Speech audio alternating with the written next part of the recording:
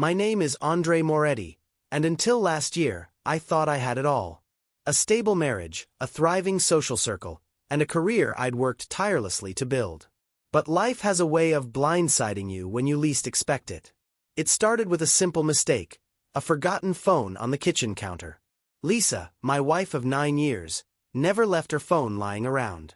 I didn't mean to snoop. I was just moving it aside when the screen lit up with a message. Can't wait to see you tonight. G was Glenn, my best friend since college. My stomach dropped, but I told myself there had to be an explanation. I trusted Lisa. I trusted Glenn. But the next few days were full of inconsistencies, late nights, whispered calls, and a sudden coldness from Lisa. When I finally confronted her, she didn't deny it. She sat there, calm as you please, and said, I deserve to be happy, Andre. Glenn makes me happy in ways you never could. Her words sliced deeper than I thought possible. She left that same night, taking more than just her clothes.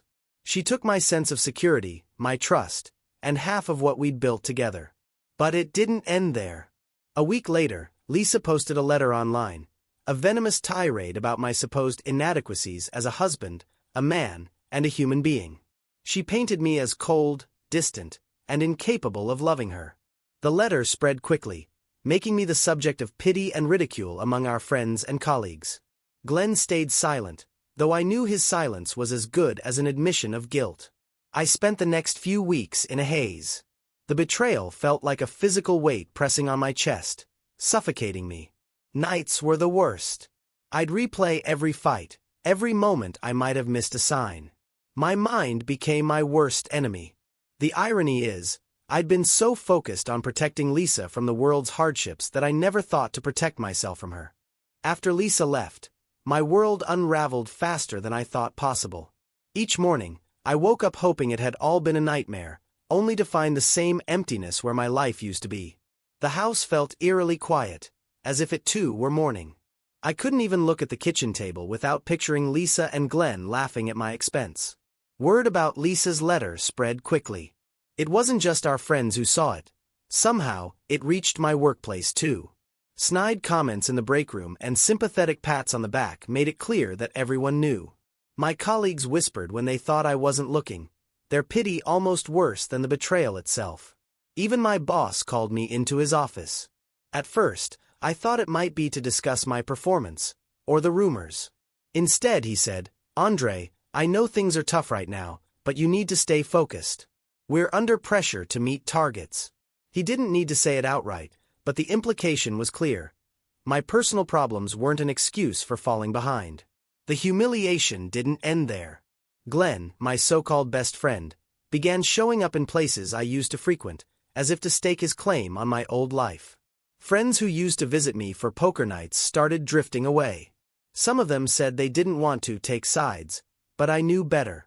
Glenn's charm had always been a powerful weapon, and now he was using it to rewrite our shared history, casting himself as the victim of a failing friendship.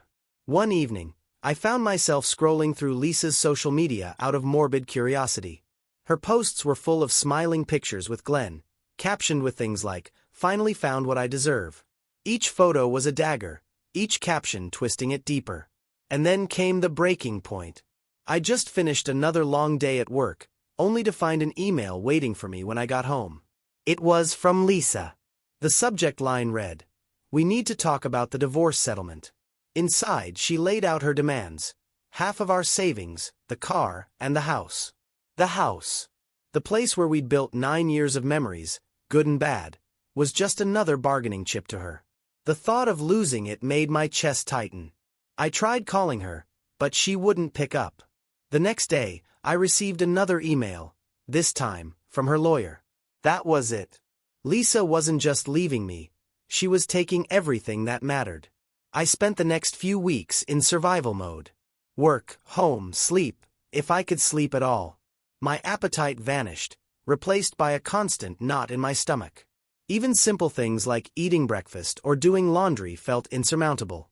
One night, as I stared at a pile of unopened bills on the kitchen counter, something inside me snapped. I realized I couldn't keep living like this. I was letting Lisa and Glenn win, letting them destroy me. I didn't know how, but I resolved to fight back, to rebuild what they'd taken from me. The first step was to let go of the things weighing me down.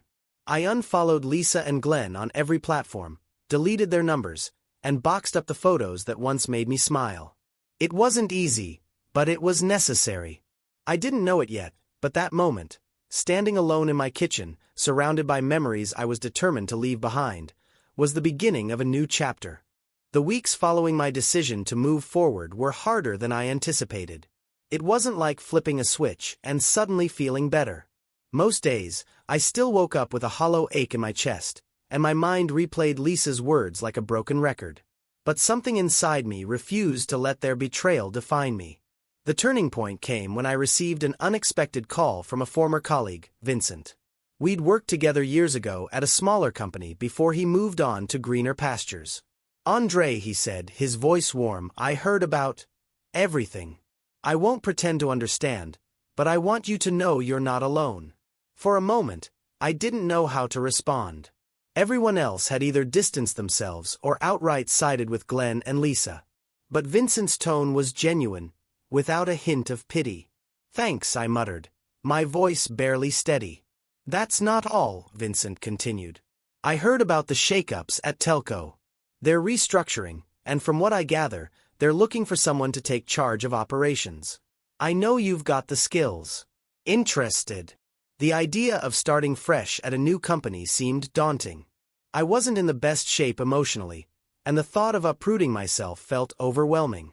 But the alternative, staying stagnant, wallowing in the ruins of my old life, was worse. "Send me the details," I said, surprising even myself. That night, I dusted off my resume and spent hours updating it. As I listed my accomplishments, I felt a flicker of the old Andre, the one who'd been ambitious and driven, not the broken man staring at a computer screen. The interview process was grueling. Telco was a larger company than I was used to, and their expectations were sky high. I spent hours preparing, poring over industry trends, practicing answers to potential questions, and mapping out strategies to pitch during the interviews. When the final interview rolled around, I stood in front of a panel of executives, laying out my vision for turning Telco into a leaner, more innovative company. My hands trembled at first, but as I spoke, a strange calm washed over me. For the first time in months, I felt like I was in control of something. A week later, the offer came through. Telco wanted me to join their team as an operations lead. The salary was a step up from my previous job, but more than that, it was a lifeline, a chance to rebuild myself professionally and personally. It wasn't just my career that began to shift. Inspired by Vincent's kindness, I decided to reconnect with others I'd drifted from over the years. Some didn't respond, but a few did, like Marissa, an old friend from college. We met for coffee, and as I recounted the events of the past few months, I was struck by her unwavering support. "You know," Marissa said, her eyes kind, "you've got this fire in you, Andre. Don't let anyone put it out. Not Lisa, not Glenn, no one." Her words stuck with me. That night, I sat down with a notebook and wrote a list of things I wanted to achieve. Not for revenge, not to prove anything to Lisa or Glenn, but for myself. It wasn't a long list, but it was enough to spark a sense of purpose. The next morning, I walked into my new office at Telco. The building was sleek and modern, a stark contrast to the chaos that had consumed my life. As I settled into my desk, I couldn't help but feel a flicker of hope. This was it. The start of something new. Something better. And for the first time in months, I felt ready to embrace it. Starting at Telco was like stepping into a different world. The office was alive with energy, teams bustling between meetings, bright ideas scribbled on glass boards, and a hum of determination in every corner. It was intimidating but invigorating. I was ready to throw myself into the work, even if part of me still carried the weight of the past. My first few weeks were consumed by learning the ropes and tackling inefficiencies within the operations department. I stayed late most nights, reviewing processes and meeting employees to understand the real challenges they faced. It felt good to be busy, to have something to focus on other than the wreckage Lisa had left behind. That's when I met Nora. She was sitting at the far end of the conference room during one of my first team meetings, a poised woman with sharp eyes and a quiet confidence that set her apart. Unlike the others, who seemed eager to impress or reluctant to speak up, she offered concise, thoughtful points that cut straight to the heart of the discussion. After the meeting, I approached her, intrigued. "Nora, right?" I asked. She looked up from her laptop, her expression calm but curious. "That's me. You must be Andre, our new fearless leader." Her tone was light, almost teasing, but there was no malice in it. "Fearless might be a stretch," I replied, trying not to overthink her observation. "But I'm here to get things moving. Thanks for your input in the meeting. It was insightful." "Insightful's just another way of saying I'm the only one willing to disagree with you," she said with a slight smirk. "But I'll take it as a compliment." I chuckled, appreciating her candor. Disagreeing is good. Keeps me on my toes. From that day forward, Nora and I crossed paths often. She had been with the company for 6 years, working her way up through the ranks of project management. Her reputation for getting things done without unnecessary drama was well earned. We started talking more, at first about work but gradually about other things. One evening, after a particularly grueling day, I found her in the break room nursing a cup of tea. "Long day?" I asked, grabbing a coffee for myself. "You have no idea," she said, exhaling dramatically. "It's budget season, so everyone's either panicking or pretending they're not." I laughed, leaning against the counter. "Tell me about it. I feel like I'm drowning in spreadsheets." "Welcome to Telco," she said with a smile. Then her expression softened. "How are you settling in?" "Really?" The question caught me off guard. Most people asked out of politeness, but with Nora, it felt genuine. "Honestly, it's been good," I said after a pause. "Keeps me busy, which is what I need right now." She studied me for a moment, as if weighing whether to press further. "You're rebuilding," she said simply. Not a question but an observation. "Yeah," I admitted, surprised by how easily the truth came out. "It's been a rough year." Her eyes softened with understanding, but she didn't push for details. "Rough years have a way of teaching you who you are," she said, her voice low. "And what you're capable of." We left it at that, but her words lingered. Over the next few months, our professional relationship deepened. Nora became my go-to when I needed an honest opinion or a sounding board for ideas. She wasn't afraid to challenge me, but she did it in a way that felt constructive, not combative. Her insights were invaluable, and I found myself relying on her more than I intended. Outside of work, we started to talk more personally. One evening, after we stayed late to finalize a project plan, she mentioned her love of painting. "It's my therapy," she said, leaning back in her chair. "Some people meditate. I throw paint at a canvas." "Any masterpieces?" I teased. "Depends on your definition of a masterpiece," she replied with a grin. "I've got a few disasters that could probably sell as modern art." I laughed, the first genuine laugh I'd had in weeks. "You'll have to show me someday." "Maybe," she said, her tone playful but non-committal. "If you're lucky." Our conversations began to feel like a lifeline. Nora had this way of making me feel seen, not as the guy clawing his way out of a messy divorce, but as someone with potential. She didn't offer pity or unsolicited advice, just a quiet, steady presence that I didn't realize I needed. One evening, after we wrapped up another long meeting, she asked, "How are things outside of work? You seem like someone who carries a lot on your shoulders." The question hit harder than I expected. For a moment, I considered brushing it off, but something about Nora made me want to be honest. "It's been complicated," I said. "My marriage ended recently. Not amicably." Her expression shifted to something close to concern, but she didn't interrupt. "It's been hard," I continued, choosing my words carefully. "But I'm trying to move forward. This job has helped."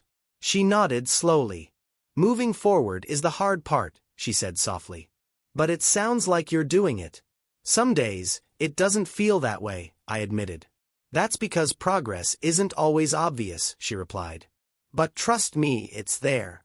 In that moment, I realized something. Nora wasn't just a colleague. She was becoming a friend, someone I could trust, someone who saw me for more than my failures. I didn't know what that meant yet, but for the first time in a long time, I felt a glimmer of hope. As I drove home that night, I caught myself smiling, a rare feeling these days. Meeting Nora had been unexpected, but maybe that's exactly what I needed. A reminder that life could still surprise me in good ways. Work at Telco quickly became my sanctuary. It wasn't just about rebuilding my career. It was about proving to myself that I still had value, that I wasn't defined by Lisa's betrayal or the life Glenn had stolen from me. Telco was a mess when I arrived. Departments operated in silos, communication was a nightmare, and inefficiencies bled money like an open wound. People were overworked and frustrated, morale was in the gutter, and the culture seemed to thrive on pointing fingers instead of solving problems. It was overwhelming, but I thrived in chaos. It gave me a problem to solve, a purpose. I started small, observing quietly for the first few weeks, gathering data. The leadership team didn't like my silence. I could see the skepticism in their eyes. They were expecting quick solutions, but I wasn't about to throw patches on problems I didn't fully understand. Nora was invaluable during this time. While others tiptoed around me, giving surface-level answers, she gave me the truth. If you want to fix Telco, you need to start at the root, she told me over one of our late-night strategy sessions. The culture here. It's toxic. Until that changes, nothing else will stick. She was right. The first major move I made was introducing transparency. I called a company-wide meeting, something that hadn't been done in years, and presented my plan. I didn't sugarcoat the situation. Telco is bleeding, I said, standing in front of a packed room. We're over budget, underperforming, and if we keep going like this, we won't survive the next fiscal year. The room fell silent. I could feel their unease, but I pressed on. But this isn't the end of the story. We can turn this around. I've seen it happen before. What I need from all of you is honesty, about what's working, what isn't, and what you need to do your jobs better. This is going to take all of us. The response was slow at first. People weren't used to being heard, and trust didn't rebuild overnight. But gradually, employees began to speak up. They shared stories of outdated processes, unnecessary bureaucracy, and a lack of recognition for hard work. I tackled the problems head-on. We streamlined operations, cutting red tape and empowering teams to make decisions without layers of approval. I set up anonymous feedback channels, ensuring everyone had a voice, and I personally reviewed every suggestion. When someone's idea led to a positive change, I made sure to give them credit publicly. It wasn't perfect, and there were setbacks. Not everyone liked the changes, especially those who had grown comfortable in the old system. I faced resistance from a few department heads who felt threatened by the shift in power dynamics. One, in particular, tried to undermine me during a leadership meeting, challenging my decisions in front of the entire team. I don't think this approach is sustainable, he said, leaning back in his chair with a smug smile.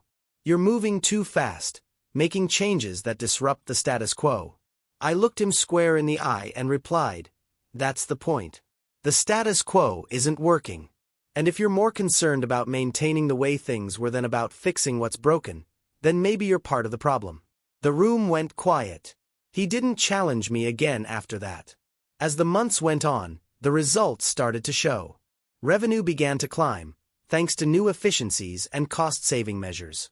Employee satisfaction improved as they saw their concerns being addressed. Telco wasn't just surviving, it was thriving. And with that success came recognition. At a quarterly board meeting, I was asked to present our progress. The board members, who had been skeptical when I was hired, were now praising the turnaround. One even joked, if this keeps up, Andre, we'll have to lock you in so you don't get poached. That night, I left the office feeling something I hadn't in a long time: pride.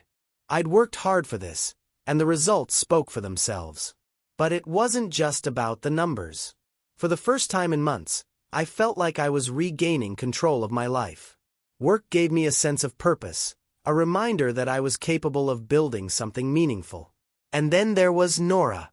She was my sounding board, my trusted advisor, and more often than not, my friend. As the company's culture began to shift, so did our relationship. We started sharing more personal moments, talking about our families, our dreams, and even our failures. One evening, after a particularly long day, Nora and I found ourselves alone in the office. sharing takeout at the conference table. The conversation drifted from work to life, and I found myself opening up more than I intended. "You know," I said, setting down my fork, "for a while, I wasn't sure I'd ever feel like this again, like I had something to offer." She looked at me, her expression unreadable. "You've always had something to offer, Andre. It just took you a while to see it." Her words stayed with me long after she left that night. By the end of the year, Telco had become one of the most talked-about success stories in the industry, and I'd been promoted to COO. It was a title I'd never dreamed of, not after everything that had happened. But here I was, standing at the top of a company I'd helped save, with a future that finally felt bright. It wasn't just professional success. Slowly, I was starting to feel like myself again. And for the first time in a long time, I wasn't just surviving, I was living. As my professional life flourished, echoes of the past lingered. Glenn and Lisa had seemingly moved on, parading their relationship around town as though they were the heroes of their own story. Every so often, mutual acquaintances would drop tidbits of their lives into conversation, unbidden but impossible to ignore. Glenn's starting his own consulting firm, someone mentioned at a networking event. Lisa's been posting about her new life, another said. I tried to keep my focus forward, but a part of me wondered when, or if, I'd have to face them again. That moment came sooner than I expected. It was a late spring evening when the invitation arrived. An old friend of ours, Mark, was hosting his 40th birthday party. I hesitated. Mark had been close to both Glenn and me during college, and I couldn't imagine him not inviting them. Attending felt like stepping into a lion's den, but something inside me refused to shy away. I wasn't the same person they had betrayed. On the night of the party, I arrived alone. The venue was a trendy rooftop bar, its view of the city skyline stunning but intimidating. As I stepped inside, the buzz of conversation and clinking glasses washed over me. I spotted familiar faces, some offering warm greetings, others casting hesitant glances. Word about my career resurgence had spread, but so had the whispers of my personal downfall. It didn't take long to find Glenn and Lisa. They were holding court near the bar, Glenn laughing loudly, his arm draped casually over Lisa's shoulder. She looked different. Hardened, maybe, or just less radiant than I remembered. I debated ignoring them altogether, but fate had other plans. Mark, ever the diplomat, approached with a grin, his arm pulling me into a half-hug. "Andre, glad you made it. Come on, let's grab a drink." Before I could protest, he steered me directly toward the bar, toward Glenn and Lisa. The air grew heavy as Glenn turned and noticed me. For a split second, his confident smirk faltered, but he recovered quickly. "Andre," he said, raising his glass. "Didn't think we'd see you here." Lisa's smile was tighter, less sure. "Andre," she said, her voice a mix of surprise and something else I couldn't quite place. I kept my tone even, refusing to let them see any crack in my armor. "Glenn. Lisa. Nice to see you're keeping busy." Glenn chuckled, the sound grating. "You could say that. Starting fresh has been good for us." The veiled jab was obvious, but I refused to rise to the bait. "Fresh starts can be powerful," I replied, keeping my gaze steady.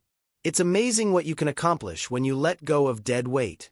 The words hung in the air, sharp enough to draw a flicker of something. Anger, maybe, from Glenn's face. Lisa shifted uncomfortably, her hand tightening around her glass. Mark, sensing the tension, attempted to redirect the conversation, but it was too late. Glenn leaned in slightly, his voice low but firm. "You know, Andre, not everything was as one-sided as you like to think." The audacity of his words almost made me laugh. "You're right," I said calmly. "It takes two to lie, cheat, and betray. You were just better at it than I gave you credit for." Lisa's face flushed, and for a moment, it seemed like she might interject. But Glenn cut her off, his bravado faltering. "We're happy now. That's all that matters." I tilted my head, studying them both. "If that's true, Glenn, then why does it feel like you're still trying to convince yourself?" The silence that followed was deafening. Glenn opened his mouth to respond, but nothing came out. Lisa's gaze dropped to the floor.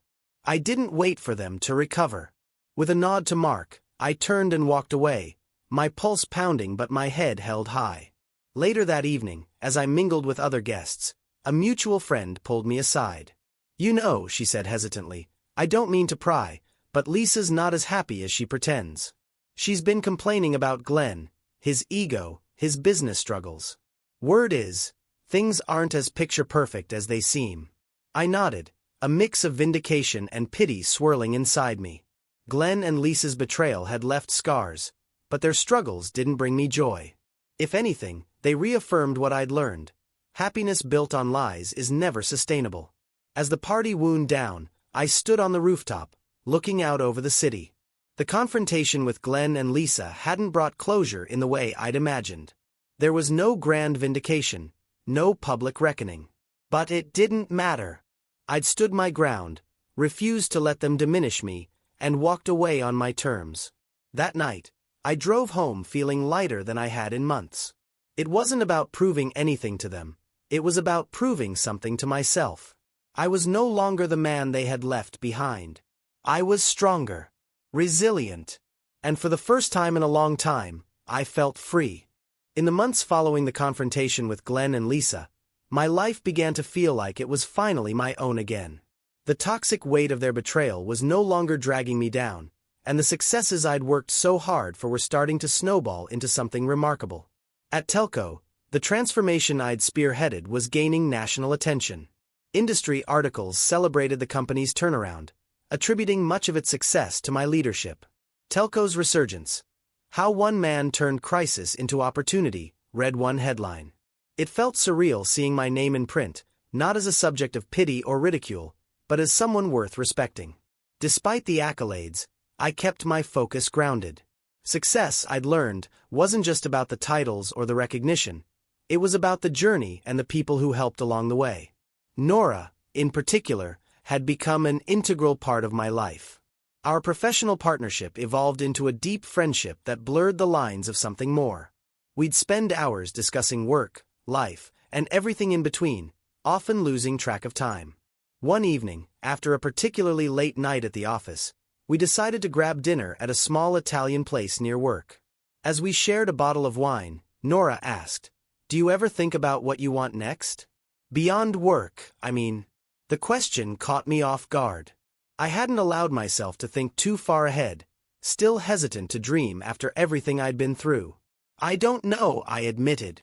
"For so long, it's just been about getting through the day. But, lately, I've been thinking that maybe there's room for more." Her gaze softened, and for a moment, the noise of the restaurant faded into the background.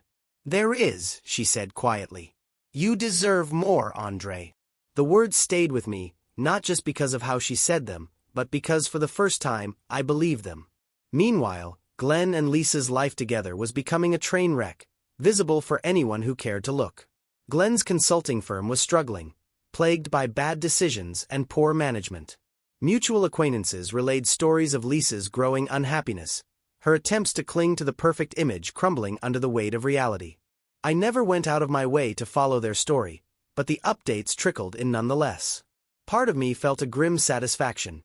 Justice, perhaps, or karma at work. But another part of me felt nothing at all, as if their drama existed in a world I no longer belonged to. One evening, while attending an industry awards gala, I ran into an old acquaintance who knew Glenn. Over drinks, he shared a story that caught me off guard. "You'll love this," he said with a smirk. "Glenn tried pitching a project to one of my clients last month. Total disaster. They said he came off arrogant and unprepared, and Lisa was there trying to clean up the mess." I nodded, offering a polite chuckle, but inside, I felt nothing. It wasn't schadenfreude, nor was it sympathy. It was simply indifference. Glenn and Lisa were no longer my problem, no longer the shadow looming over my life. Professionally, things kept climbing. I was approached by a top industry magazine for an in-depth profile, focusing on Telco's turnaround and my role in it. During the interview, the journalist asked, "What drives you, Andre? What keeps you pushing forward after everything you've been through?" I thought for a moment before answering. "It's not about revenge or proving anyone wrong," I said honestly. "It's about proving something to myself. That I can take the worst life throws at me and turn it into something meaningful." That I can build a life I'm proud of, no matter how many times I get knocked down. The article went viral within the industry, sparking invitations to speak at conferences and panels. At one event, as I stood on stage addressing a room of executives and young professionals, I felt a sense of purpose I hadn't experienced in years. Sharing my story, not just the successes but the struggles, felt cathartic. After my talk, a young woman approached me, her eyes wide with admiration. "Your story really resonated with me," she said. "I've been going through something similar, and hearing how you rebuilt your life. It gives me hope." Her words reminded me of how far I'd come. Glenn and Lisa might have broken my trust, but they hadn't broken me. And now, I was in a position to help others see that resilience was possible, even in the face of betrayal. As the year came to a close, I found myself in a place I hadn't imagined just 12 months earlier. My professional life was thriving, my personal wounds were healing, and my relationship with Nora was evolving into something beautiful. One quiet evening, as I sat on the balcony of my apartment, watching the city lights flicker against the dark sky, I realized I wasn't just surviving anymore. I was living, fully, authentically, and unapologetically. And for the first time in a long time, I felt whole. The new year arrived quietly, marked by a glass of champagne on my balcony and a rare moment of solitude. I reflected on everything that had happened, the betrayal, the fallout, the climb back to stability, and realized that the storm had finally passed. I wasn't the same man who'd been shattered by Lisa and Glenn. I was stronger, steadier, and, most importantly, at peace. Nora and I had grown closer in the months following Telco's success. Our connection was undeniable, but we'd both been cautious, hesitant to rush into anything that might jeopardize the foundation we'd built. That caution dissolved one evening when she invited me to a gallery event. The space was filled with abstract paintings, vibrant swirls of color that somehow felt chaotic and deliberate all at once. As I admired one piece, a striking canvas of blues and silvers, Nora appeared at my side.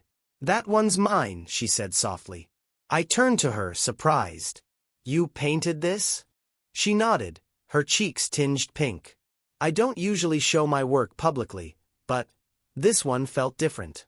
It's about rebuilding after destruction." Her words hit me like a wave. The painting suddenly seemed to echo my own journey, each stroke a reflection of the chaos and renewal I'd experienced. "It's beautiful," I said, meeting her gaze. "So are you," she replied, her voice barely above a whisper.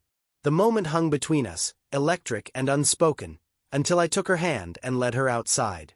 Beneath the soft glow of the city lights, I kissed her, and for the first time in years, the world felt whole again. The following months were a blur of new beginnings. Nora and I officially began dating, though we kept things quiet at first. She'd become not just my partner but my equal, someone who challenged and inspired me in ways I hadn't thought possible. Professionally, my career continued to thrive.